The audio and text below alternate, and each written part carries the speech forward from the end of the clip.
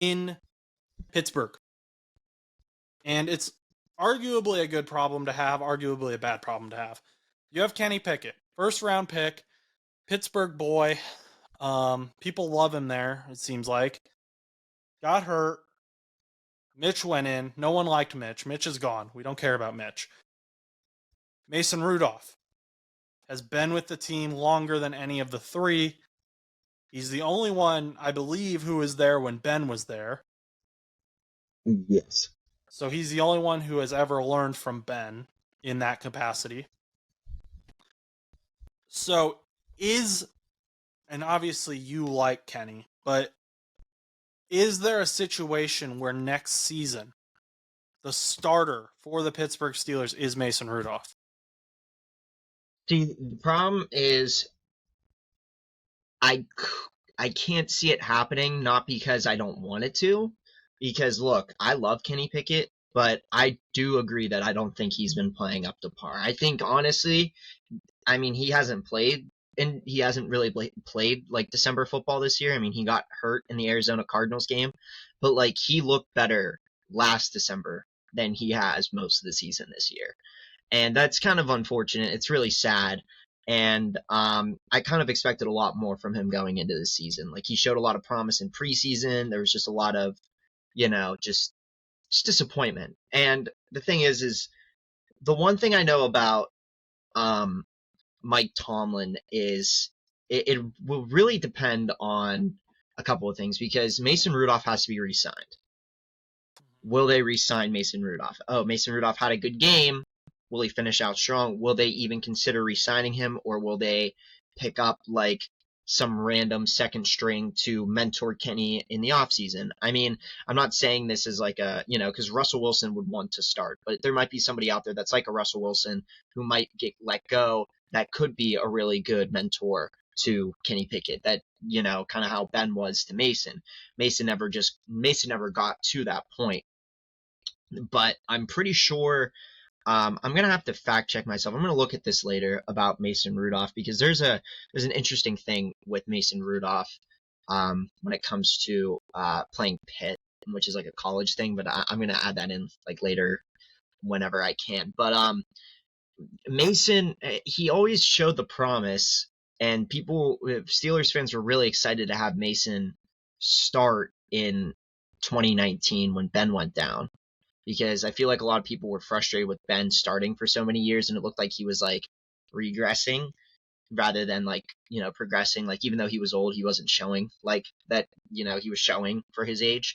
So when Mason went in, he did well at points, and then he got hurt. Then the helmet incident with Myles Garrett happened, and then Devlin Hodges went in after a concussion or whatever, and Devlin Hodges went in, and everybody loved Devlin Hodges. And then I don't know if he started doing bad. I don't really remember. I know he got pulled. Mason went back in. Mason did bad the last couple of games of the season. He got booed, and then they just started hating on Mason Rudolph. But now Mason Rudolph is the savior of Pittsburgh. So I don't know what the Steelers are going to do. There could be a possibility, yes, that he starts, but first and foremost, they have to re-sign him. This guy isn't on a contract for 2 or 3 years like Kenny is. Kenny still's got 2 more years at least, and if they add the 5th-year option. So I don't know. I mean, it's possible. 2 scenarios. What are the odds that we will hear Trace McSorley's name if Mason isn't doing well? Probably not likely, because that would mean that Mike Tomlin would have to adjust the depth chart so that Mitchell Trubisky would be the 3rd string. And with the 3rd string rule, obviously that the quarterback can't go in unless both quarterbacks are hurt. Mm-hmm. So Trace McSorley probably won't be called on unless, for some reason, like, I don't think Trace McSorley would be called on until like a week 18 type scenario, where it's like, this would have to be how it would go. Either Mitch gets hurt in practice or something weird happens where Mitch can't play, so Trace automatically gets moved up to 2, or it becomes a thing where in the game on Seattle, like come game day in Seattle, we play against the Seahawks. Mason's not doing that good. They pull Mason and put Mitch in, but Mitch does worse than Mason. Or just like, Mason, like let's say Mason only throws for 100 yards and an interception in like 2.5 quarters or something. They pull him, they put Mitch in, but Mitch instead throws 125 yards and 3 interceptions and a fumble. Week 18 against Baltimore to try to get that 9-8 season, they're probably going to put Trace McSorley at number 2. If not, Kenny Pickett. I really don't think that at any point this season Trace McSorley will get his call. Maybe next year. It's possible, but I don't think it'll be this year because I was like, it would be the only way that he would jump up. But then I started thinking about it, and I was like, but then by week 18, you would probably just have Kenny Pickett back up, unless you just have Kenny sit out for the rest of the season, which is possible.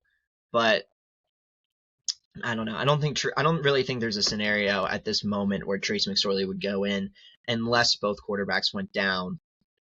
And yeah, so we'll see. Second thing, you mentioned Russell Wilson, and maybe he's going to want to be a starter. Kirk Cousins, I think he's going back to Minnesota personally. We'll see what happens. Another guy who is going to be a free agent, is currently a backup, has been a starter before though, that I think a lot of people have forgotten about, is Ryan Tannehill down at the Tennessee Titans.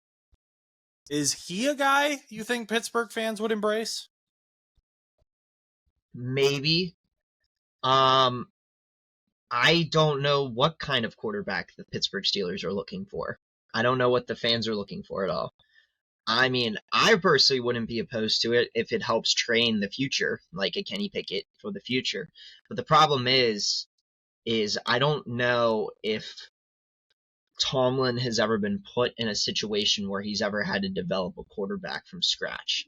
It's really not a good spot to be in. Personally, like, love him or hate him or whatever the opinions are of Mike Tomlin. The problem is right now is when he came into the league, he did have Big Ben just already like developed pretty much. And then, he won the Super Bowls, everything like that. But then Big Ben retired. And then that year, the year after he retired, 2022 draft, we drafted Kenny Pickett, which meant that there was going to be no development, and we were just going to rely solely on the idea that Mitchell Trubisky was going to start the entire season, and Kenny was going to develop under Mitch. But Mitch was doing so poorly that they threw in Kenny Pickett because they had no other choice. The problem is that Kenny Pickett now will be pushing year 3. Could it be too late to develop him into what you want him to be? So we can throw in Ryan Tannehill, and we can throw in any quarterback at this point that might be a really good player for us. But will Kenny Pickett ever develop to that potential? Because we're seeing it with some of these quarterbacks already. I mean, I every year I feel like Justin Fields always has this huge hype around him, and he always just falls short. Now, I think Kenny Pickett fell a lot shorter of his hype this year than Justin Fields did. I think Fields is showing a lot more promise this year than he has in years prior. But, I don't really remember him having – I think he just kind of jumped right into it. I feel like a lot of some of these quarterbacks just jump right into it. I mean, Stroud, I feel like, is the exception to the rule. Stroud just kind of jumped into it, and, he ended up being, a GOAT over in Houston. Bryce Young, he's struggling right now. He for day one starter. But then you have someone like Trevor Lawrence, who day one starter, it took him a season and a half to finally figure it out. I mean, it's possible. But there's a lot of issues because, a lot of those coaches, have taken time to figure out how to develop quarterbacks. And also on top of that, Mike Tomlin has only had one giant franchise quarterback. It kind of makes me think of maybe what the Patriots have been kind of dealing with right now a little bit. Bill Belichick had Tom Brady for so many years that even I don't remember when Bill Belichick became the coach of the Patriots. I don't remember if he had how that whole scenario worked because Tom Brady has been in the league longer than I've been alive. Yeah, Bill was the head coach before you were born. Yeah. So, and Tom Brady came in the league.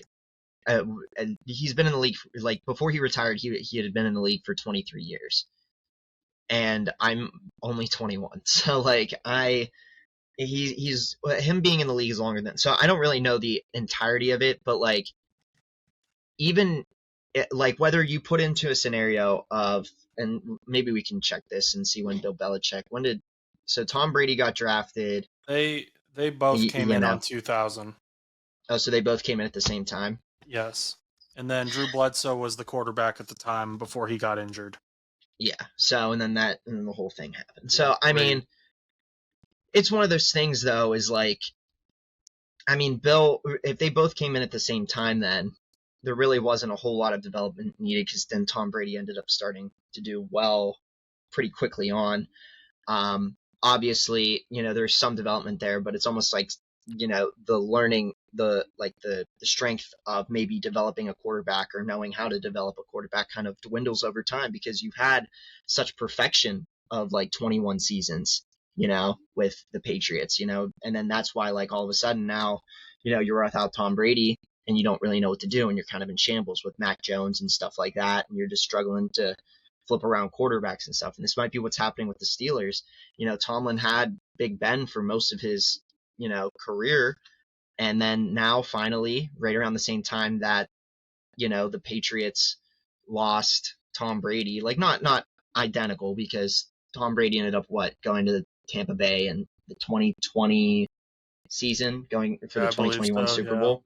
Yeah, because 2020 Super Bowl was Chiefs 49ers, and then 2021 Super Bowl, which would have been the 2020 season during COVID, was Tampa Bay and Kansas City.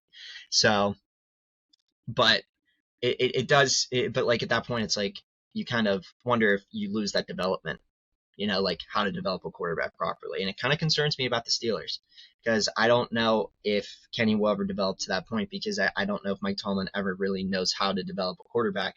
And I'm not throwing shade at Big Bill Belichick, because I think he can. It's just you go with such a long stretch, and then you have to work on developing a quarterback again. And it's possible, but that's just kind of how the whole knowledge of how I've mentioned it before. Durations of coaches only last so long in the NFL, and then you have to move on. Like, you can't. I mean, it just so happened that the Steelers had two really long-term coaches. It happens, but sometimes in this changing age of the NFL, they don't last as long as they used to. So, but I'm not calling. Thanks for watching that video, That's guys. not what I'm saying. If you want to check out a most recent full episode of No Buts About It, that's going to be right over here. Yeah, right there. Check that out. And if you just want to see more short clips, we're going to have one right over here for you to watch. Check out No Buts About It on Spotify, Apple Podcasts, anywhere you listen to podcasts, so you can listen to us on the go. Once again, have a great day and go do something nice for someone.